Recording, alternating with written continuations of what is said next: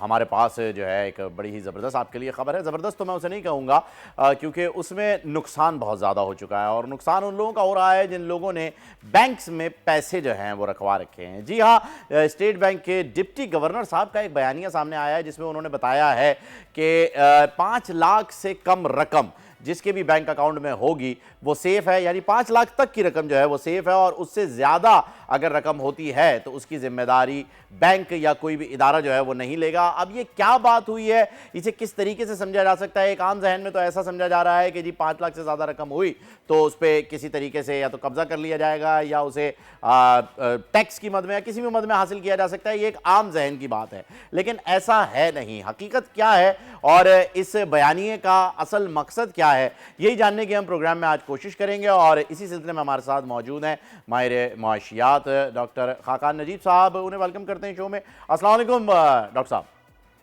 वालेकुम अस्सलाम जी, क्या हाल है? अच्छा सर, सबसे पहले तो मुझे ये बताइएगा कि ये जो बयानिया आया है डिप्टी गवर्नर स्टेट बैंक साहब का कि जी 5 लाख तक की रकम तो सेफ है, उससे ज़्यादा की रकम जो है उसकी कोई जिम्मेदारी नहीं है, ये किस ज़मरे में आया और ये क्या सिनेरियोज होते हैं ऐसे जिसके अंदर ये जिम्मेदारी जो है वो उनके पास से हट जाती है? देखें, ये एक चीज़ होती है जिसको हम कहते हैं डिपॉजिट प्रोटेक्शन कॉरपोरेशन। ये एक सब्सिडरी है स्टेट बैंक ऑफ पाकिस्तान की। दुनिया भर में भी इस तरह होता है। आपकी जो सारी रकूम है वो गारंटीड नहीं होती बैंकों में, बट छोटे डिपॉजिटर्स को प्रोटेक्ट करने के लिए और एक हद तक रकम प्रोटेक्ट करने के लिए मेरा ख्याल है 94% जो डिपॉजिट्स हैं वो अंडर 5 लाख हैं। तो इसका मतलब है कि 94% डिपॉजिट्स जो हैं वो तो इस वक्त इस कंफर्ट जोन में है कि अगर उनका बैंक, खुदा न खास्ता, पाकिस्तान के बैंक इस वक्त सब ठीक चल रहे हैं, ऐसी कोई डोमेस्टिक सतह पर ऐसी चीज़ नहीं है। हमारी एक्सटर्नल इश्यूज अपनी जगह। इवन जब ग्लोबल फाइनेंशियल क्राइसिस आया था तो पाकिस्तान का जो बैंकिंग निज़ाम था वो ठीक चलता रहा था। तो एक तो बिल्कुल लोग कंफर्टेबल रहे, ऐसी कोई मतलब चीज़ नहीं कोविड है में भी ये दुनिया तासुर भर। दिया जा रहा था कि ऐसा कुछ हो सकता है, लेकिन ऐसा हुआ नहीं। जी, तब भी नहीं हुआ। वो कायम रहा। इसमें कैपिटल एडिक्वेसी रेशियो होता है बैंकों का, नॉन परफॉर्मिंग लोन्स होते हैं, उनको देखता है स्टेट बैंक। मेरा नहीं ख्याल कि कोई अलार्मिंग चीज स्टेट बैंक ने ऐसी लिखी हो या एटलीस्ट मैंने पढ़ी हो। सो अगर 94% of the total bank deposits are under 5 lakh rupees and are protected, तो ये तो एक लोगों को इसको दूसरी तरह पोर्ट्रे करना चाहिए कि बहुत बड़ी प्रोटेक्शन मौजूद है।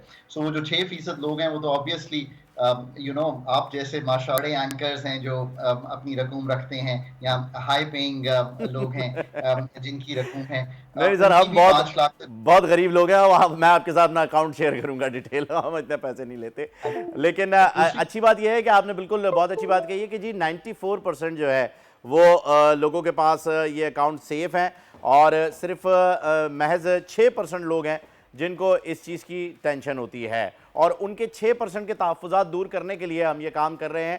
अच्छा, मुझे ये भी बताइएगा डॉक्टर साहब कि इसके साथ साथ हमने ये देखा है डॉलर बहुत तेज़ी से नीचे आया है, गोल्ड प्राइसेस जो हैं वो डाउन हो चुके हैं और काफ़ी कंट्रोल में आ गए हैं। ये एक अच्छा साइन है मईशत के लिए इलेक्शन से पहले। आपको क्या लगता है कि इलेक्शन तक मामला और बेहतर हो जाएंगे? देखिए, पाकिस्तान में एक तीसरी मार्केट क्रिएट हुई हुई थी डॉलर की, जिसको आप ग्रे मार्केट कहेंगे। ये एक इलीगल इलिसिट मार्केट थी। इसका मतलब ये था कि नो योर कस्टमर किए बगैर आप 1 करोड़ रुपया ले जाइए और बाहर खड़े होकर उसको डॉलरों में तब्दील कर लीजिए। ये पाकिस्तान का निज़ाम इजाज़त भी नहीं देता इसकी। रूल्स एंड रेगुलेशंस के मुताबिक भी एक ओपन मार्केट है, और एक मार्केट है जो इंटरबैंक है जिसमें लाइसेंस्ड प्लेयर्स हैं। ओपन मार्केट से आप खरीद सकते हैं अगर आपने ट्रैवल करना हो, आपके बच्चे की तालीम हो, आपकी हेल्थ के इश्यूज हों।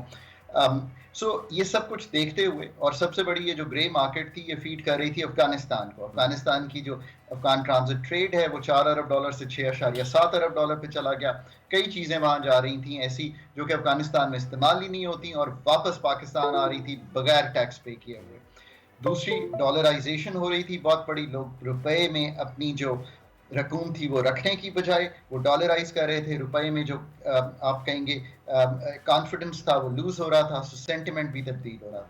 ये उस वक्त हो रहा था जब मैंने अपने बैंक पे पैसे रखे हुए हैं और मुझे 21% मुनाफा मिल रहा है, हर महीने की पेमेंट हो रही है। सो ये भी उसको संभाल नहीं पा रहा था, बिकॉज एडमिनिस्ट्रेटिव मेजर्स रिक्वायर्ड थे, writ of the state exert करनी रिक्वायर्ड थी, बिकॉज वो एक कारोबार इरेगुलर हो रहा था। सो रेगुलर कारोबार के लिए रेगुलेटर को करना चाहिए था ये काम। मैं तो इसको स्टेट बैंक ऑफ पाकिस्तान के पर्व्यू में डालता हूँ कि उनको मनी चेंजेस को जाके देखना चाहिए था कि ये काम जो है वो नहीं होना चाहिए। चले लॉ एनफोर्समेंट एजेंसीज ने किया, ऑफ कोर्स एस्टैब्लिशमेंट ने उसको स्पीयरहेड किया, फिर स्मगलिंग रोकी अक्रॉस द बॉर्डर।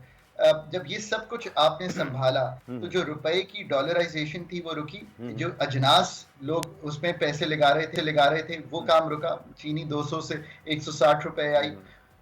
जो इस वक्त रुपया है वो 13% के करीब ओपन मार्केट में और 7% के करीब इंटरबैंक में मुस्तहकम हुआ। तीसरी मार्केट तो एलिमिनेट हो गई। पर ये एडमिनिस्ट्रेटिव मेजर्स हैं। अब इसको आपने स्ट्रेंथन करना है पॉलिसी मेजर्स के साथ, जिसका मतलब यह है कि इंटरबैंक में डॉलर फ्लोज बढ़ने चाहिए। जो आपने प्लेजेस बाहर से किए हुए हैं, चाहे वो आईएमएफ के साथ हो, चाहे वो जनीवा के 9-10 अरब डॉलर हो, चाहे वो वर्ल्ड बैंक के प्रोग्राम लोन्स हो, चाहे वो एडीबी के प्रोजेक्ट लोन्स हो, वो सब कुछ आपने इंश्योर करना है। अच्छा डॉक्टर साहब, एक चीज़ और बताइएगा, sorry to cut you here, मुझे ये बताइएगा कि आवाम जो है उसका एक सवाल बड़ा ही स्टैटिक रहता है कि जी जब डॉलर बढ़ता है चीज़ों की कीमत में इजाफा शुरू हो जाता है और बेतहाशा इजाफा होने लग जाता है और हर कोई रीज़न ये देता है जी कि डॉलर महंगा हो गया, इस वजह से पैसे बढ़ गए। जब डॉलर की रकम कम होती है, जब डॉलर के मुकाबले में पैसे की, रुपए की कदर बढ़ती है, तब ये जो कीमतें बढ़ती हैं ये रिवर्स क्यों नहीं होती? So let me answer this way. जो ब्रेंट या अरब लाइट चलें, वो $78 का था जब ये क्वार्टर शुरू हुआ और 30 सितंबर को वो $96 अ बैरल चला गया। उसके बावजूद अगर आपकी 8 रुपए पेट्रोल और 11 रुपए डीजल की कीमत कम हुई है, ये खातिर खा कमी नहीं है किसी भी पाकिस्तानी के लिहाज से, और मैं इससे एग्री करता हूँ।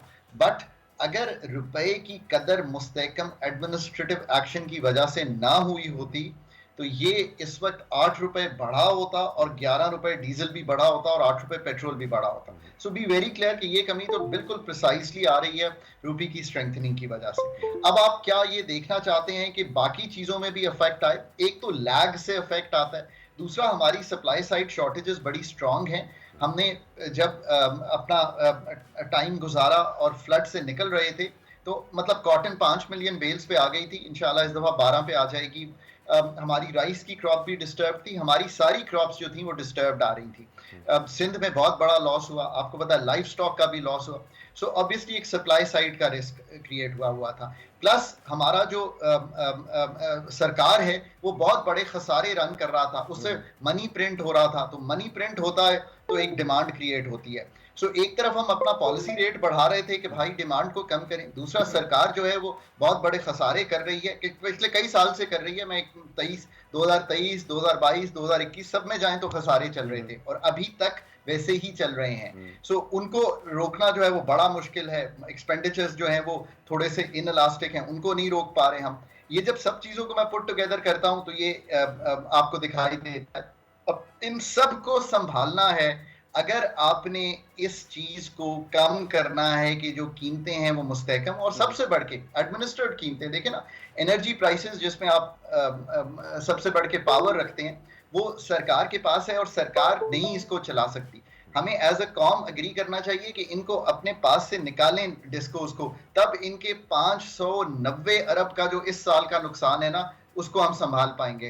क्यों? क्योंकि मैं ओनर हूं तो मेरा इंटरेस्ट है कि मेरे पैसे लूज हो रहे हैं। अगर मेरे पैसे लूज हो रहे हैं तो मैं इंश्योर करूंगा कि मेरा ड्राइवर, मेरा मैनेजर, मेरा सीईओ ये काम ना कर। डॉक्टर साहब, लास्ट क्वेश्चन मैं आपसे जानना चाहूंगा कि मुझे बताइए, इलेक्शन होने वाले हैं, इलेक्शन के बाद कीमतों पर क्या असर पड़ सकता है? क्योंकि देखिए मार्च में तो ये प्रोग्राम आईएमएफ का खत्म हो रहा है, तो जितनी भी सैंक्शन या जितने सैंक्शन मैं इसी वजह से कह रहा हूँ क्योंकि ये आवाम के ऊपर बोझ के तरीके से पड़ी हैं, तो ये जो भी हमारे मुआहदे हैं, जो भी डील्स हैं वो मार्च में एंड हो जाएंगी और जनवरी फरवरी के करीब इलेक्शन की डेट भी जो है वो फाइनल हो जाएगी और इलेक्शंस भी हो जाते हैं। इलेक्शन के बाद जब एक स्टेबल गवर्नमेंट आती है और पाकिस्तान के अंदर पॉलिटिकल स्टेबिलिटी नजर आने लगती है, आपको क्या लगता है, is it going to be a positive sign और कीमतों को जो है वो कंट्रोल किया जा सकता है, या इलेक्शन के बाद भी हालात ऐसे ही रहेंगे जो कि सर्वाइविंग पे होंगे, यानी अभी बेहतर हो रहे हैं, बेहतरी की तरफ बढ़ रहे हैं, इलेक्शन के बाद भी बेहतर नहीं होंगे, बेहतरी की तरफ ही बढ़ते हुए दिखाई देंगे? क्या लगता है आपको? जिन चीज़ों का अभी इजरा किया जा रहा है एडमिनिस्ट्रेटिवली, उनको तो जिंदगी भर कंटिन्यू करना है कि स्मगलिंग नहीं होगी, पाकिस्तान से जो होर्डिंग होती है वो नहीं होगा, जो हमारे यहाँ ऐसे लोग हैं जिनके पास वीजा नहीं है, वो पाकिस्तान में प्रॉपर्टी या कोई काम नहीं कर सकते। ये 3 चीजें तो बिल्कुल एडमिनिस्ट्रेटिवली क्लियर हैं, हमेशा करनी चाहिए और करते जाना चाहिए। कोई भी गवर्नमेंट हो, केयर टेकर हो, पॉलिटिकल हो, you know, I think this has to continue. फिर पॉलिसी की तो बहुत बड़े स्टेप्स लेने पड़ेंगे। इनकमिंग गवर्नमेंट जो है, अगर मेरा मशवरा उनको ये है, जो भी इनकमिंग गवर्नमेंट होगी, बहुत तैयारी से आए, अपना जो मैक्रो और माइक्रो फ्रेमवर्क है of running the economy, of running the social sector, of running governance in Pakistan, उसमें 3 गवर्नेंस के एरियाज हैं। मतलब रिमाइंड करता चलूं पाकिस्तानियों को, फेडरल गवर्नमेंट, प्रोविंशियल गवर्नमेंट और लोकल गवर्नमेंट, इन तीनों का इजरा करें। पाकिस्तान की जो इकोनॉमी है उसको सरे फहरिस्त रखकर उसकी जो ऑपरेशन है वो करने शुरू करें। ऑपरेशन से मेरा मतलब ये है कि ये इकोनॉमी अगर आईसीयू की इकोनॉमी है तो आईएमएफ के पास है। आईसीयू से जब बाहर आएगी तो उसकी सर्जरी, चाहे वो एग्रीकल्चर साइड की हम शुरू करें, पैदावारी सलाहियत बढ़ाने की, मैन्युफैक्चरिंग की शुरू करें, दुनिया से कनेक्ट करने की, एनर्जी की शुरू करें, गवर्नमेंट से विड्रॉ करने की। ये इतने बड़े काम मैं आपके सामने रख रहा हूँ कि इनका आगाज भी करेंगे ना तो 3 से 5 साल बाद इनके समरात आना शुरू होंगे। बट जैसे ही आप इन, तो पाकिस्तान इस साइकिल में है, हर एक डाउन है। उम्मीद तो छोड़नी ही नहीं चाहिए, क्योंकि ये अगर काम हम शुरू कर देंगे तो फिर तो हम बिल्कुल डॉक्टर साहब, उम्मीद बिल्कुल नहीं छोड़नी चाहिए, क्योंकि उम्मीद पे दुनिया कायम है। Hope for the best but plan for the much. आप हमारे साथ थे और आपने बड़ी डिटेल में जो है वो हमें बताया कि इकोनॉमी जो है वो किस तरफ जा रही है। सब्सक्राइब करें और बेल दबाएं ताकि कोई खबर रह न जाए।